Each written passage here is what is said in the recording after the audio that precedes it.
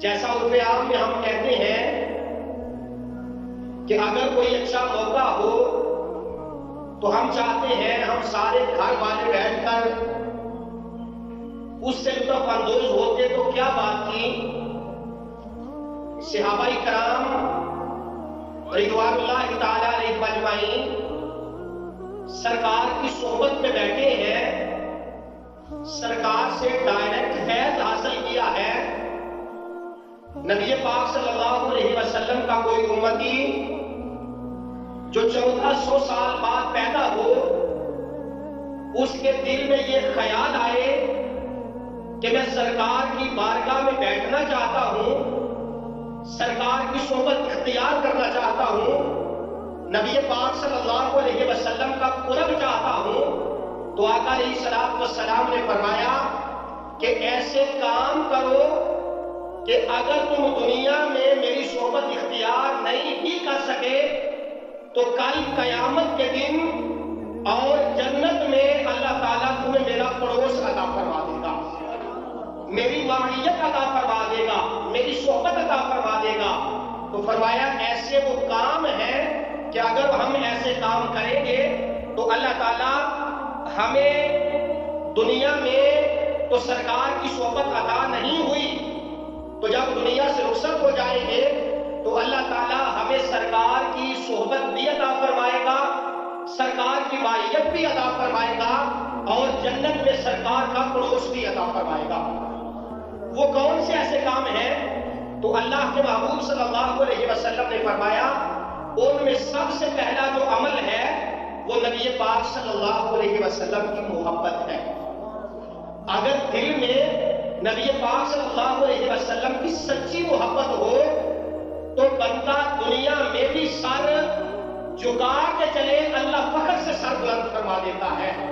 مر کر قبر میں پہنچے منکر و نکیر احترام کرتے ہیں، جب میدان معاشر میں جائے گا تو سرکار بھی فرمائے کہ وہ دیکھو ہمارا غلام آ گیا ہے. یعنی سرکار کے قرب کا جو سب سے پہلا طریقہ ہے وہ نبی پاک صلی اللہ علیہ وسلم کی محبت ہے. حضرت انس بن مالک رضی اللہ تعالیٰ عنہ آپ بیٹھے ہوئے تھے، آپ فرماتے ہیں کہ نبی کریم صلی اللہ علیہ وسلم جلوہ گر تھے، صحابہ کرام رضوان اللہ تعالی علیہ اجمعین آپ کی بارگاہ میں حاضر خدمت تھے. ایک صاحب آئے، آ کے سوال کیا کہ یا رسول اللہ صلی اللہ علیہ وسلم متی الساعۃ، حضور قیامت کب آئے گی؟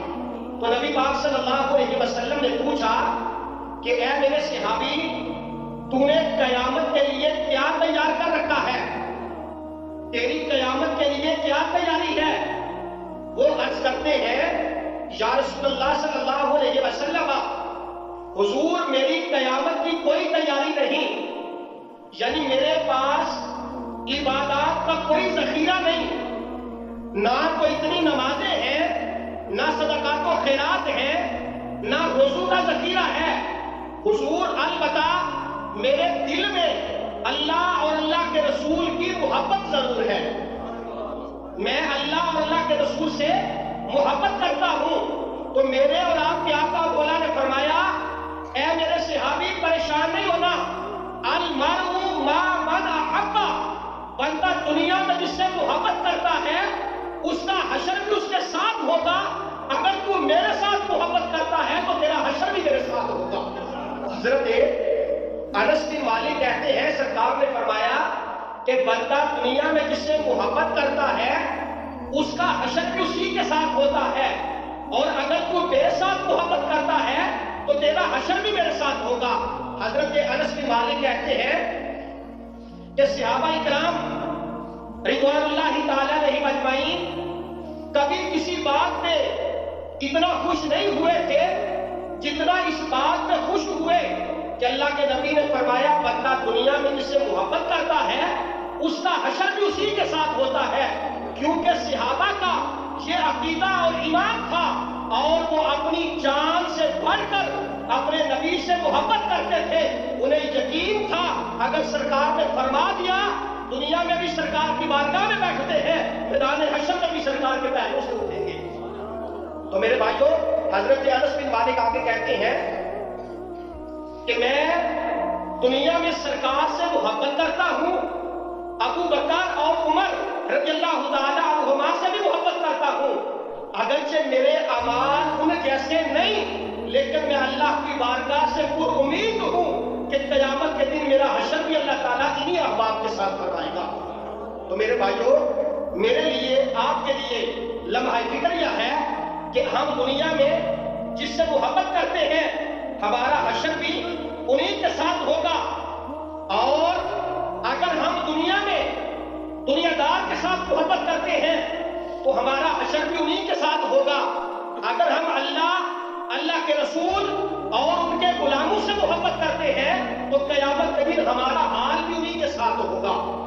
حضور علیہ الصلوۃ والسلام کے ایک بڑے پیارے صحابی ہیں حضرت ثوبان رضی اللہ تعالیٰ عنہ۔ آج ہم جب دنیا داری کے معاملات میں بیٹھتے ہیں تو ہمارا موضوع سخن کوئی بندہ ہوتا ہے، کوئی معاملات ہوتے ہیں، لیکن حضور کے صحابہ جب بھی بیٹھتے تھے ان کی سوچ، ان کی فکر، ان کی منشا نبی کریم صلی اللہ علیہ وسلم کی ذات مبارکہ ہوا کرتی تھی۔ ایک دن حضرت ثوبان حاضر ہوئے، دیکھا کہ نبی پاک صلی اللہ علیہ وسلم تشریف فرما ہے۔ حضرت ثوبان کا رنگ پیلا زرد ہو گیا۔ میرے آقا نے پوچھا کہ ثوبان کیا بات ہے، کیا کوئی تکلیف ہے؟ عرض کیا حضور کوئی تکلیف نہیں۔ کیا بخار ہے؟ عرض کیا حضور بخار بھی نہیں۔ پھر آپ نے فرمایا تیرا رنگ پیلا ہو رہا ہے، دن بہ دن تو کمزور ہوتا چلا جا رہا ہے، اس میں پریشانی کون سی ہے؟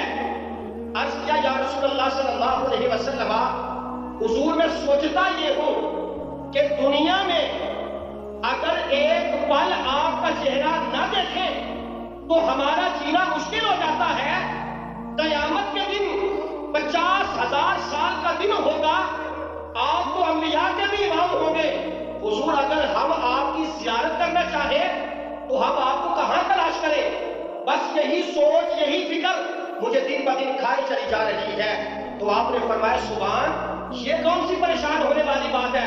آپ نے فرمایا ثوبان المرء ما من احببت، اے ثوبان دنیا میں تو جس کے ساتھ محبت کرتا ہے تیرا حشر بھی اسی کے ساتھ ہوگا۔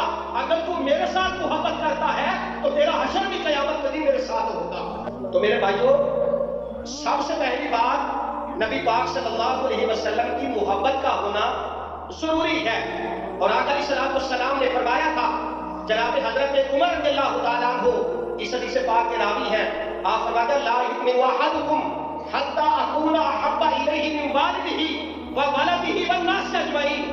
آپ نے فرمایا کہ نبی پاک صلی اللہ علیہ وسلم فرماتے تم میں سے اس وقت تک کوئی بھی کامل مومن ہو ہی نہیں سکتا جب تک وہ اپنی اولاد، اپنے والدین، کائنات کے ہر رشتے سے بڑھ کر میری ذات سے محبت نہ کرے۔ تو فرمایا سب سے پہلی چیز ہے سرکار کی محبت، اور جس سے محبت ہوتی ہے اس کی ہر ادا سے پیار ہوتا ہے۔ اور اگر دل میں سرکار کی محبت ہے تو پھر نبی پاک صلی اللہ علیہ وسلم کی اتباع بھی ضروری ہے، سرکار کے طریقے کے مطابق زندگی بسر کرنا بھی ضروری ہے۔ اللہ تعالیٰ نے فرمایا ان کنتم تحبون اللہ فاتبعونی، فرمایا اگر تم چاہتے ہو کہ تم اللہ سے محبت کرو اور اللہ تم سے محبت کرے تو فرمایا فاتبعونی، میری اتباع۔ فرمایا جب تم میری اتباع کرو گے یغفر لکم ذنوبکم، فرمایا میرا رب تمہارے سارے گناہوں کو معاف فرما دے گا۔ فرمایا محبت پہلی چیز ہے، اور اگر محبت ہو تو محبت کے ساتھ اطاعت جو ہے وہ بھی ضروری ہے۔ اگر ہم دعویٰ محبت کریں اور اطاعت نہ کریں تو میرے بھائیوں یہ کھوکھلا دعویٰ ہے اور یہ جھوٹ پر مبنی ہے۔ قرآن کریم کی بہت ساری آیات ہیں جو لازم و ملزوم ہے۔ لازم و ملزوم یہ ہوتا ہے کہ اگر ایک کام کرے دوسرا نہ کرے تو پہلے کا بھی کوئی فائدہ نہیں ہوتا، اور اگر پہلا کرے دوسرا نہ کرے تو پھر دونوں کا کوئی فائدہ نہیں ہوتا۔ ان میں جہاں پہ ہے کہ اقیموا الصلاۃ وآتوا الزکاۃ، نماز قائم کرو اور زکوٰۃ ادا کرو، اگر کوئی بندہ نماز کو پڑھتا ہے صاحب نصاب ہونے کے باوجود وہ زکوٰۃ ادا نہیں کرتا تو فرمایا اس کا نماز پڑھنے کا کوئی فائدہ نہیں ہے۔ اور اگر بندہ صاحب نصاب ہے زکوٰۃ دیتا ہے نماز نہیں پڑھتا تو اس کا زکوٰۃ دینے کا کوئی فائدہ نہیں ہے۔ آگے قرآن کریم آتا ہے اشکر لی والدیک، میرا شکریہ ادا کرو اور ماں باپ کا بھی شکریہ ادا کرو۔ اللہ کا شکر ادا کرنا بھی ضروری ہے اور ماں باپ کا شکر ادا کرنا بھی ضروری ہے۔ آگے فرمایا اطیعوا اللہ واطیعوا الرسول، اللہ کی اطاعت کرو اور رسول کریم صلی اللہ علیہ وسلم کی اطاعت کرو، یہ دونوں لازم و ملزوم ہے۔ فرمایا اسی طرح محبت اور اطاعت یہ دونوں لازم و ملزوم ہے۔ بندہ یہ دعویٰ کرے کہ سرکار سے مجھے محبت ہے، غلامی رسول میں موت بھی قبول ہے، لیکن اگر وہ 5 وقتہ نماز نہیں پڑھتا تو اس کا دعویٰ جھوٹا ہے۔ میرے آقا نے فرمایا وہ بندہ مومن نہیں، 3 مرتبہ ارشاد فرمایا وہ بندہ مومن نہیں۔ فرمایا جس کے ہاتھ سے اور جس کی زبان سے اس کے ارد گرد کے لوگ پریشان ہیں، اور اگر پریشان ہیں تو پھر ہم اپنی محبت میں جھوٹے ہیں۔ ہمیں غور و فکر کرنا چاہیے، جہاں پہ سرکار کی محبت ضروری ہے اسی جگہ پہ سرکار کی اطاعت بھی ضروری ہے۔ تو میرے بھائیو، آقا علیہ الصلوۃ والسلام نے حضرت عبداللہ بن عمر سے روایت ہے، فرمایا اس وقت تک بندہ مومن نہیں ہو سکتا جب تک اپنی خواہشات کو نبی پاک صلی اللہ علیہ وسلم کی شریعت کے تابع نہ کرے۔ یعنی آج ہم چاہتے ہیں کہ دین ہماری خواہشات کے مطابق ہو، جسے ہمارا دل چاہے اسے ہم مان لیں اور جسے ہمارا دل نہ کرے اسے ہم چھوڑ دیں۔ فرمایا اس وقت تک بندہ مومن نہیں ہوتا۔ ہم صحابہ اکرام کی مثال دیتے ہیں کہ صحابہ اکرام اپنی جان سے بڑھ کر اپنے نبی سے محبت کرتے تھے۔ ایک دفعہ میرے اور آپ کے آقا مولا مدینہ منورہ میں تشریف لے گئے۔ جب سرکار ہجرت کر کے مکہ مکرمہ سے مدینہ منورہ آئے، ایک دن میرے اور آپ کے آقا مولا چہل قدمی کے لیے باہر تشریف لے گئے۔ کیا دیکھا کہ ایک چوبارہ نما مکان ہے جسے قبہ کہا جاتا ہے۔ آقا علیہ الصلوۃ والسلام نے اسے دیکھا اور ناپسند فرمایا اور پوچھا کہ یہ کس کا مکان ہے؟ صحابہ نے کیا حضور فلاں صحابی کا مکان ہے۔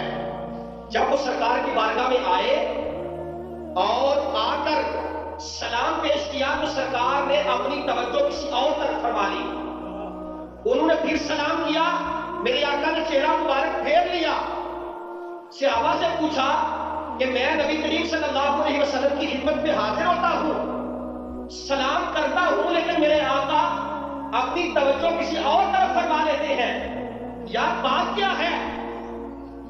دیکھیں صحابہ، صرف اتنی سی بات کہ سرکار اپنی توجہ نہیں فرماتے، اتنا پریشان ہوتے ہیں کہ صحابہ سے پوچھتے ہیں یار میرے آقا کیوں ناراض ہو گئے؟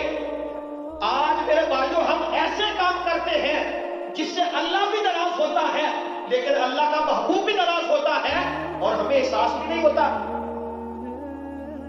اللہ نے جو احکام نازل فرمائے ہیں ان کو ماننا ضروری ہے، لیکن ہم اسے منہ گردانی بھی کرتے ہیں، اسے پشت بھی ڈال دیتے ہیں اور ہمیں احساس بھی نہیں ہوتا کہ یار کہیں ہمارا رب ہم سے ناراض نہ ہو جائے۔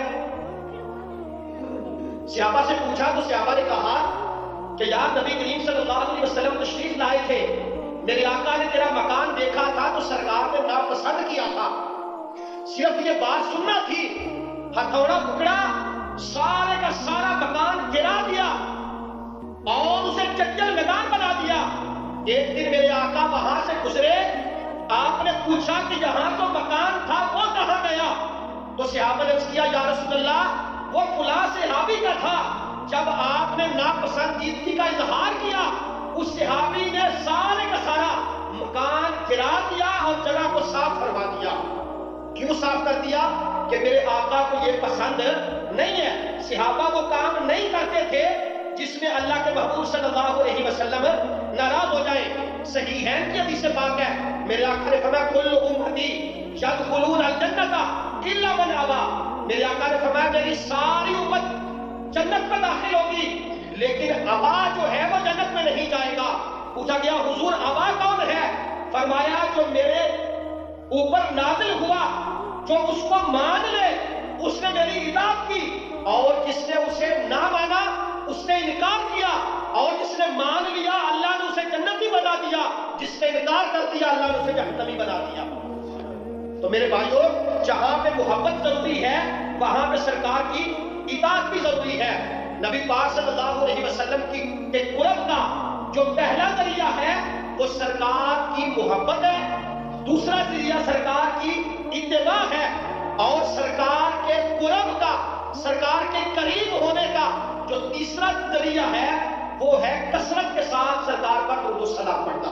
میرے بھائیوں، آقا علیہ السلام نے فرمایا قیامت کے دن سب سے زیادہ میرے قریب وہ بندہ ہوگا جو دنیا میں سب سے زیادہ مجھ پر درود و سلام پڑھا کرتا تھا۔ یعنی دنیا کے اندر ہم اگرچہ 1400 سال بعد پیدا ہوئے، ہم سرکار کا قرب حاصل نہ کر سکے، اگر ہم چاہتے ہیں کہ ہمیں سرکار کا قرب عطا ہو، سرکار کی معیت عطا ہو، تو میرے آقا نے فرمایا کثرت سے درود و سلام پڑھا کرو، اللہ تعالیٰ تمہیں میرا قرب عطا فرما دے گا۔ میرے بھائیو، آقا علیہ السلام نے فرمایا جب تم جمعہ کے دن اور جمعہ کی رات میری ذات پہ درود و سلام پڑھتے ہو تو وہ درود پاک میری ذات پہ پیش کیا جاتا ہے۔ ابن ماجہ نے سے روایت کیا ہے کہ صحابہ نے کیا یا رسول اللہ صلی اللہ علیہ وسلم، حضور آپ فرما رہے ہیں جو ہم جمعہ کے دن اور جمعہ کی رات درود و سلام پڑھتے ہیں آپ اسے سماعت فرماتے ہیں، حضور جب آپ کا وصال ہو جائے گا تو پھر معاملہ کیا ہوگا؟ آپ سمجھ میں آ رہی ہے نا؟ صحابہ نے ہمارے سارے مسائل حل کر دیے ہیں۔ میرے بھائیوں، یہ جو دین پاک ہمیں عطا ہوا ہے یہ آفاقی دین ہے، اور یہ جو عقائد ہمیں دیے یہ اللہ کے محبوب صلی اللہ علیہ وسلم نے اللہ سے لے کر ہمیں عطا فرمائے، اور ہم جو عمل کرتے ہیں یہ صحابہ کی زندگی کو دیکھ کر کرتے ہیں۔ ہمارا عقیدہ کوئی امپورٹنٹ عقیدہ نہیں ہے بلکہ یہ اللہ کے نبی کا عطا کرتا عقیدہ ہے، اور جو ہمیں صحابہ نے بتایا ہم اسی طرح اس کے مطابق زندگی بسر کرتے ہیں۔ تو میرے بھائیوں، آقا علیہ السلام نے فرمایا کہ میری ذات پہ درود و سلام پڑھا کرو۔ عرض کیا حضور جب آپ کا وصال ہو جائے گا تو پھر ہم کیا کریں گے؟ تو میرے آقا نے فرمایا ان اللہ حرم علی الارض ان تاکل اجساد الانبیاء فنبی اللہ حی یرزقون۔ میرے آقا نے فرمایا اے میرے صحابہ، اللہ رب العزت نے زمین کے اوپر حرام کر دیا ہے کہ وہ انبیاء کے جسموں کو کھائے، فنبی اللہ حی، اللہ کے نبی زندہ ہوتے ہیں اور اللہ تعالیٰ انہیں رزق بھی عطا فرماتا ہے۔ اگر حضرت آدم علیہ السلام سے لے کر جناب عیسیٰ روح اللہ تک اللہ کے تمام انبیاء زندہ ہیں تو امام الانبیاء کی زندگی کا کیا عالم ہوگا؟ میرے آقا کو اللہ نے وہ زندگی عطا فرمائی ہے کہ فرمایا جب ساری زندگیاں بھی ختم ہو جائیں گی میرے آقا کا ذکر تب بھی جاری و ساری رہے گا۔ تو میرے بھائیوں، آقا علیہ السلام کی محبت کا اور قرب کا دوسرا جو ذریعہ ہے وہ ہے درود پاک، اور تیسرا اگر ہم چاہتے ہیں کہ سرکار دنیا میں بھی ہمارے اوپر شفقت فرمائے، قیامت کے دن اپنا قرب عطا فرمائے اور جنت میں اپنا پڑوس عطا فرمائے، تو آقا علیہ السلام نے فرمایا کہ اللہ تعالیٰ تمہیں جنت بھی عطا فرما دے، اور جنت کے اندر اگر تم چاہتے ہو کہ میرا قرب حاصل ہو تو فرمایا کثرت کے ساتھ نوافل پڑھا کرو۔ اصل میں آج یہ بھی ایک فتنہ ہے کہ لوگ کہتے ہیں بس بھائی 5 وقتہ نماز جو ہے وہی ضروری ہے، آپ 17 رکعتیں پڑھتے رہتے ہیں جبکہ اللہ نے 24 گھنٹوں میں 17 رکعتیں فرض کی ہیں۔ یقیناً اللہ تعالیٰ نے 24 گھنٹوں میں 17 رکعتیں ہی فرض کی ہیں، لیکن نبی کریم صلی اللہ علیہ وسلم نے جو نوافل ادا فرمائے ہیں وہ اللہ کے قریب بھی کرتے ہیں اور مصطفیٰ کے قریب بھی کرتے ہیں، اور اگر نمازیں کم ہو گئی تو جو نوافل ہم نے ادا کیے ہوں گے اللہ تعالیٰ حصہ رحمت ڈال کر ہمیں پھر بھی جنت عطا فرما دے گا۔ آقا علیہ السلام کے ایک صحابی ہیں حضرت ربیعہ رضی اللہ تعالیٰ عنہ، مکہ مکرمہ میں میرے آقا صفہ کے قریب جب رات گزارا کرتے تھے تو حضرت ربیعہ نبی پاک صلی اللہ علیہ وسلم کو تہجد کا وضو کروایا کرتے تھے۔ ایک دن آقا علیہ السلام نے وضو مبارک فرمایا وضو فرمانے کے بعد میرے آقا نے حضرت ربیہ سے کہا سل یا ربیہ، اے ربیہ کچھ مانگو میں تمہیں عطا کروں۔ وہ بھی صحابی رسول تھے، سرکار کی خدمت میں بیٹھنے والے تھے، سرکار سے فیض حاصل کرنے والے تھے۔ عرض کیا یا رسول اللہ صلی اللہ علیہ وسلم حضور مجھے کچھ نہیں چاہیے۔ آپ نے فرمایا سل یا ربیہ، اے ربیہ کچھ مانگ تو صحیح۔ ربیہ نے کہا حضور میں یہ چاہتا ہوں کہ جس طرح دنیا میں یہ لوٹا میرے ہاتھ میں ہے، اللہ تعالیٰ جنت میں بھی یہ لوٹا میرے ہاتھ میں عطا فرما دے۔ انا مرافقتک یا رسول اللہ، اے حضور میں چاہتا ہوں کہ اللہ جنت میں بھی مجھے آپ کی رفاقت عطا فرما دے۔ تو میرے آقا نے یہ نہیں فرمایا کہ ربیہ اللہ جنت عطا فرمائے گا تو پھر ہے، کیونکہ صحابہ کا ایمان تھا کہ اللہ نے جو جنت بنائی ہے وہ سرکار کے غلاموں کے لیے بنائی ہے۔ فرمایا حضور جنت تو آپ کے جوڑوں کا صدقہ اللہ عطا فرما دے گا، اگر آپ عطا فرمانا چاہتے ہیں تو میرا دل یہ کرتا ہے کہ یہ لوٹا جس طرح دنیا میں میرے ہاتھ میں ہے، اللہ جنت میں بھی میرے ہاتھ میں عطا فرما دے۔ تو میرے آقا نے فرمایا ربیہ اللہ تعالیٰ جنت بھی عطا فرمائے گا، جنت میں میری رفاقت بھی عطا فرمائے گا، لیکن فرمایا کہ سجدوں کی کثرت کیا کر۔ تو میرے بھائیوں اگر ہم اللہ کا قرب چاہتے ہیں، نبی پاک صلی اللہ علیہ وسلم کی رفاقت چاہتے ہیں، تو فرمایا کہ تم وہ کام کرو جو کام اللہ کے نبی کو پسند ہے، اور آگے فرمایا کہ اگر تم اللہ کے قریب ہونا چاہتے ہو، سرکار کی مائیت اختیار کرنا چاہتے ہو، تو میرے آقا نے فرمایا جو یتیم لوگ ہیں، یار یتیمی کا اندازہ صرف اسے ہے جس کے سر سے اس کے باپ کا سایہ چھن جائے۔ باتیں کرنی بڑی آسان ہے اور عمل کرنا بڑا مشکل ہے۔ فرمایا کہ یتیم کی کفالت کیا کرو۔ میرے آقا نے فرمایا میں اور یتیم کی کفالت کرنے والا کل بروز قیامت دونوں اس طرح آئیں گے جس طرح یہ شہادت والی انگلی اور یہ درمیان والی انگلی ہوتی ہے۔ اور میرے اور آپ کے آقا مولا نے فرمایا کہ جو بندہ کسی یتیم کی کفالت کرتا ہے، فرمایا قیامت کے دن اللہ تعالیٰ اسے میرا پڑوس عطا فرمائے گا، اور فرمایا جو کسی یتیم کے سر پہ دست شفقت رکھتا ہے، اس کے سر پہ ہاتھ پھیرتا ہے، فرمایا اس کے ہاتھ کے نیچے جتنے بال آئیں گے اللہ تعالیٰ ہر بال کے بدلے اسے نیکیاں عطا فرمائے گا۔ صحابہ کہتے ہیں کہ نبی پاک صلی اللہ علیہ وسلم یتیم کی کفالت کرنے میں، بیواؤں کی مدد کرنے میں، مطلقات کی مدد کرنے میں میرے آقا کبھی بھی شرم محسوس نہیں کیا کرتے تھے۔ میرے آقا آگے بڑھ کر ان جو لاوارث ہوا کرتے تھے ان کی مدد بھی کرتے تھے، ان کی کفالت بھی کیا کرتے تھے۔ اور میرے بھائیوں آقا علیہ الصلوۃ والسلام نے فرمایا کہ اگر تم چاہتے ہو کہ اگر دنیا میں تمہیں سرکار کا قرب حاصل نہیں ہوا تو فرمایا اگر اللہ تعالیٰ تمہیں بیٹی عطا فرمائے تو بیٹیوں کی پیدائش پر اپنا منہ کھلا نہ کیا کرو۔ جب اللہ تعالیٰ تمہیں بیٹیاں عطا فرماتا ہے تو اللہ تعالیٰ تمہیں اسباب بھی مہیا فرما دیتا ہے۔ اور آقا علیہ الصلوۃ والسلام نے فرمایا جو بندہ 2 بیٹیاں پالے، ان کی اچھی تربیت کرے، انہیں جوان ہونے پر ان کا نکاح کر دے، میرے آقا نے فرمایا کل قیامت کے دن کو اس طرح میرے ساتھ ہوگا جس طرح شہادت والی انگلی کے ساتھ کے درمیان والی انگلی ہے۔ اور فرمایا اس کے ساتھ ساتھ فرمایا اپنے اخلاق درست کرو، اپنا کردار درست کرو۔ اگر اپنے اخلاق سنبھالو گے تو اللہ کو بھی پسند آؤ گے، اللہ کے محبوب کو بھی پسند آؤ گے۔ اور فرمایا اللہ تعالیٰ تمہیں اپنا قرب عطا فرمائے گا اور اپنے محبوب کی مائیت بھی تمہیں عطا فرمائے گا۔ ایک یہودی نبی کریم صلی اللہ علیہ وسلم کی خدمت میں حاضر ہوا تو آقا علیہ الصلوۃ والسلام نے اس سے کچھ قرض لیا تھا۔